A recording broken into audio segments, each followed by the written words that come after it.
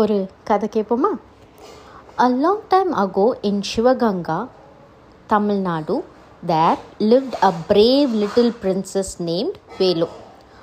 ஒரு காலத்தில் சிவகங்கா அப்படின்ற ஒரு ஊரில், அது எங்கே இருக்குன்னா தமிழ்நாட்டில், அந்த ஊரில் ஒரு தைரியமான பிரின்சஸ் வாழ்ந்துட்டு இருந்தாங்களாம். அவங்க பேர் வேலு.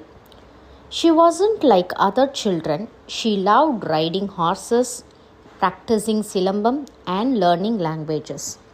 அவங்க மற்ற குழந்தைங்க மாதிரி இல்லாமல் அவங்களுக்கு குதிரையில் சவாரி போகிறது, சிலம்பம் கற்றுக்கிறது, நிறையா டிஃப்ரெண்ட் லாங்குவேஜ் கற்றுக்கிறது, அந்த மாதிரிலாம் அவங்களுக்கு ரொம்ப இன்ட்ரெஸ்டாக இருந்துச்சு.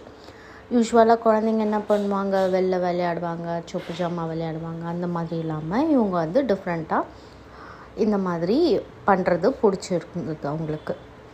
Everyone said Velu has the heart of a lion. Years passed and Velu became the queen of Sivaganga.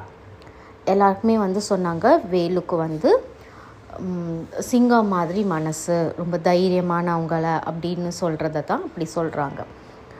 ரொம்ப நாளுக்கு அப்புறம், ரொம்ப காலம் இயர்ஸ் பாஸ்ட் ஆனதுக்கப்புறம் அவங்க அந்த சிவகங்காவுக்கு ராணியாக ஆனாங்க. அவங்க பெருசாக வளர்ந்ததுக்கப்புறம். Her people loved her, but one day the British army attacked her kingdom. மக்களுக்கு அவங்கள ரொம்ப பிடிச்சிருந்தது.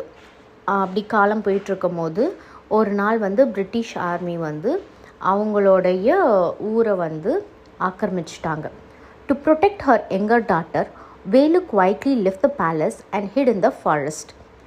அவங்களோட குழந்தைய காப்பாற்றுறதுக்காக அவங்க என்ன பண்ணாங்க, அவங்க உடனே அவங்க போருக்கெலாம் போகாமல் அவங்க அமைதியாக அந்த பேலஸை விட்டு வெளியேறி அந்த காட்டில் போய் வாழ்ந்துட்டு இருந்தாங்க.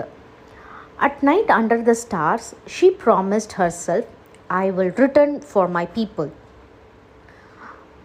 அவங்க என்ன பண்ணாங்க, அவங்க வெளியேறி அப்படியே நாளை கழிக்காமல் அவங்க அந்த நாள் அன்றைக்கி நைட் நான் கண்டிப்பாக என் மக்களுக்காக நான் திரும்பி வருவேன் அப்படின்னு அவங்க ப்ராமிஸ் பண்ணுறாங்க.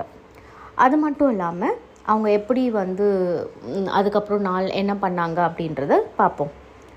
Instead of rushing into battle, Velu spent years preparing.